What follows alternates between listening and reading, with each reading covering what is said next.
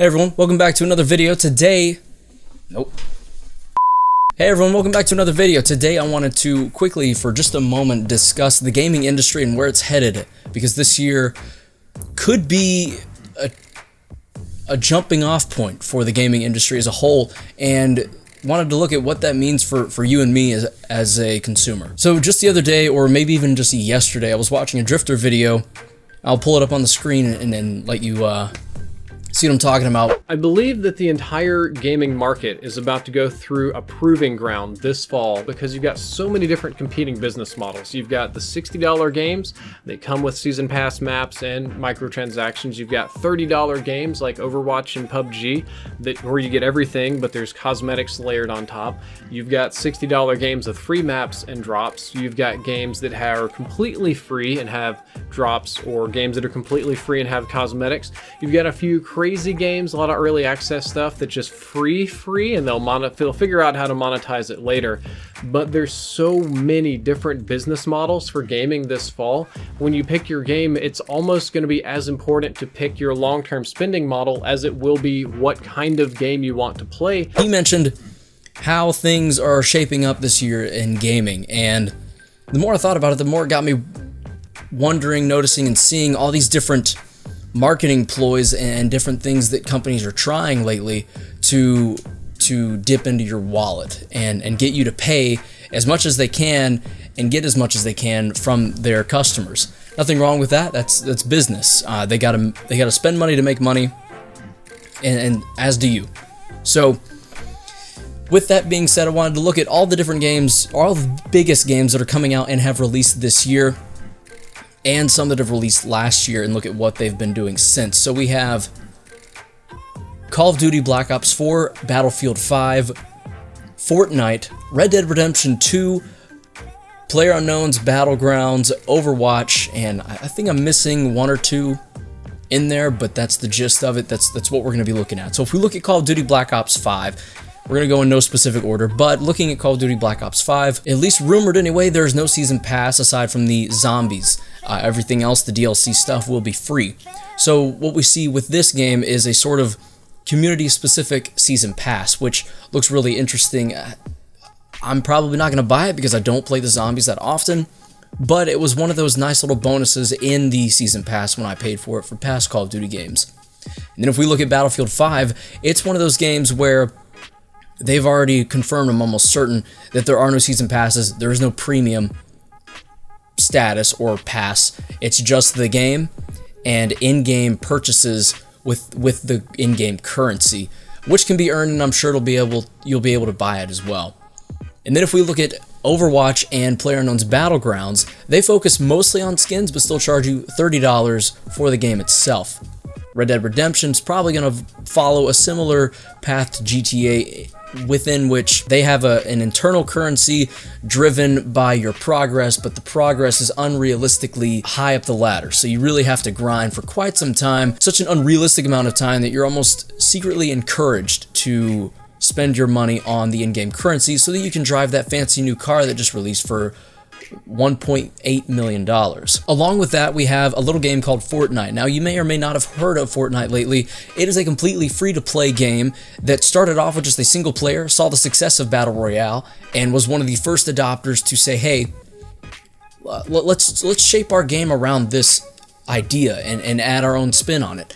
And you really have to respect Epic Games for what they pulled off, because they added a new aspect to Battle Royale, have seen insane success, and overtook PUBG as the #1 streamed platform on Twitch, which is quite a lot to accomplish for a game that just not randomly, but just all of a sudden decided to have Battle Royale mode, when initially the base game didn't really seem anything like Battle Royale. Point is, that game is completely free and all you pay for is skins. If that sounds familiar, this is something that a game like League of Legends has adopted for years. They just charge a decent chunk for skins, you get really good with a certain player or hero, you buy those skins, and you can really flaunt your skill over time and make it look even better and cooler because now you look different from everyone else. Nothing new there, but Fortnite seems to be sort of pushing ahead of everyone else and showing other game companies that maybe more free stuff isn't so bad if you can find a way to trick people into those microtransactions. And one thing I wanted to break down about microtransactions specifically is that if you look at the comparison, you have a game like Call of Duty and Battlefield where you can buy the game for $60.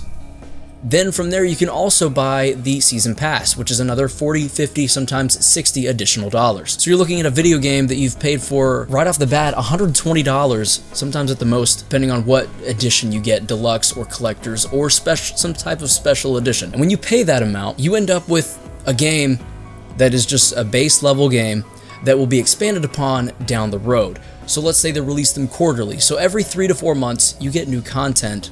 And in that content is the stuff you've already paid for that no one else will have access to unless they also paid what you paid, and now you have access to it. So it's sort of like buying a laptop. You think about how much you're going to spend, how long this laptop will probably last you, and how much productivity you'll get out of it. Then you can justify the purchase. For example, when I bought a MacBook Pro on my graduation in 2013, 5 years ago, I decided that at the least I would own that laptop for 3 years. And at $1,500, $500 a year just made sense to me. It seemed like a really cheap option considering I was going to be buying a new cheap Windows laptop every year because that's what I had been doing. The MacBook made sense. So in that model, it does make sense. However, a friend of mine made the really good point that he does not buy that. He does not agree. He doesn't go with season passes all the time or hardly ever because if it's a game that he's already not too certain on, he'll buy the base game and buy the season pass later on if he decides that the first batch of content, additional content, is good or worth it.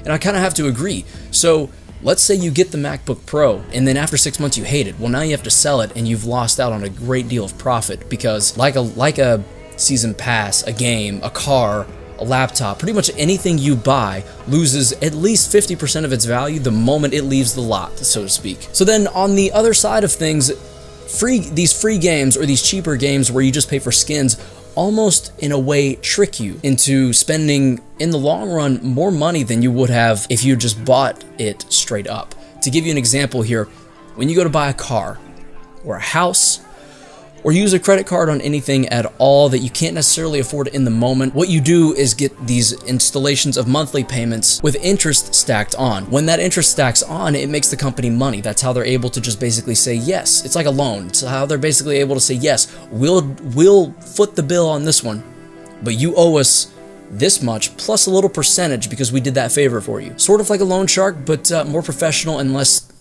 kneecapping. So when this happens in a free game or a cheaper game, a 50% of the AAA title priced game, what ends up happening is in Fortnite, they release a new skin. You look at your bank account and you think, okay, well, I mean, it's a $15 skin. I'll just buy these V-Bucks. That's all I'll buy because I really like this skin. And my bank account will be fine. It's not a big deal. I'll just miss lunch or I'll just eat at home one night for dinner. That'll make up for it. Well, then another week or two goes by, Fortnite adds another skin, and you think to yourself the same thing. So you do the same thing. You buy this small skin, and that happens over the lifetime of this game. League of Legends has made millions, I'd almost argue probably billions of dollars with the release of new skins. All you have to do is have a designer go in, take a character that's already established, not even creating a new character, although League of Legends does release new heroes pretty regularly, and I applaud them for that because that's continuous, pretty high-level work. And Riot, you know, as much as you get joked on, Rito, please, you've put in some good work and kept the game alive for years. Point is, when that happens over the lifetime of a game, you've spent probably hundreds of dollars. I know that Courage JD over on his Twitter has spent an immeasurable amount of money that you normally wouldn't even spend on a console to play the game, much less on a video game itself. So, in a way, free games with microtransactions that make sense because they aren't beneficial to the gameplay, that are only aesthetic, but the aesthetics are very pleasing to the eye and very cool and something that you can constantly see and interact with. In a way, it makes sense. I can see how companies would be able to make more money off of it and how certain games and certain titles will benefit greatly from it. So the point of this video is, with all of what I just said being looked at over the next year when these games release, they're all sort of taking these different roads, and it's going to be interesting to see which road or roads the customers follow. So whether it be the 50% of a AAA title price where some cosmetic items look pretty cool, you'll probably want to buy those, go down this road, and you tell yourself, I'm only going to spend another $30 on microtransactions, it's fine, but you probably end up spending more. Or the way of the $60 premium title with season passes, and you tell yourself, I love this game, I love the way it looks, I definitely want the season pass. So you buy both and you spend your money right off the bat, quite a bit of it, and you go down that road and hope that your content is good later on, or the game's content is good later on. Or if it'll be the free game, the 100% free game in which there are no beneficial to gameplay content held within, but it's just microtransactions for these amazing looking, aesthetically pleasing skins or overlays or whatever they may be within the game and within the game only that you can purchase, and whether or not that'll be popular. So that's really just all I wanted to look at and analyze, is ask you guys what you think. Personally, I can see more people, based on what we're seeing from games today and what we're seeing from customers today, the free game with the microtransactions for a number of reasons. One, kids and their parents. If a kid comes to their parent and says, I need to borrow $60 for this game I'm really looking forward to, $60 is a lot of money just to hand your kid or pay for something for your child. A skin though, if he or she downloaded Fortnite, and little Timmy or little Jessica comes up to you and decides that they want a new skin, $10 is $10. That's a few candy bars, maybe skip Chick-fil-A one day. Just tell them that. Alright, it's paid for. That happens again and again and again. Well, Epic Games is thanking you because you've now paid a AAA title price once, twice, sometimes even 3 times over in the span of 3 or 4 months. So that's what I think. And a game that I didn't mention is God of War, because that's another thing that could still be happening. Single player games without any additional content. It is just the game, a lot of love and work was put into it, and then you just enjoy it that one time. I'm thinking Skyrim minus their DLC, because I never played it. I was never really too interested in it, although I heard it was very good. But Skyrim alone is such an expansive game and such an expansive story that it works on a similar level to God of War, in which a lot of love and time went into this, and it's just there on its own to be enjoyed as you want to, and as long as you want to, and as much as you'd like to. So yeah, that'd be another road, I guess. There's multiple different lanes that are popping up, and it's gonna be interesting to see where the majority falls in and where they go. Now, I do believe that it won't shut off every option, but I do think that the Season Pass and the loot box system, whether it be for legal or by financial reasons, are a thing of the past, because we're seeing companies that sort of led these charges now starting to abandon the cause and starting to fall back from it. I just really think that this could be where gaming heads for the next decade or so. This could be we could be witnessing and being a part of, based on how we spend our money, the deciding factor for how these companies market and monetize their games from here on out. So yeah, that's pretty much all I wanted to talk about, was the different games and how they're going to be releasing and what they're going to look like. If you enjoyed the video, thank you for liking. It's always appreciated. If you're new here, make sure you subscribe while you're here. Channel's growing pretty quick. I'm really excited to see where things head, and it's just going to be a great time. If you are already subscribed and you're just returning to watch another video of mine, thank you.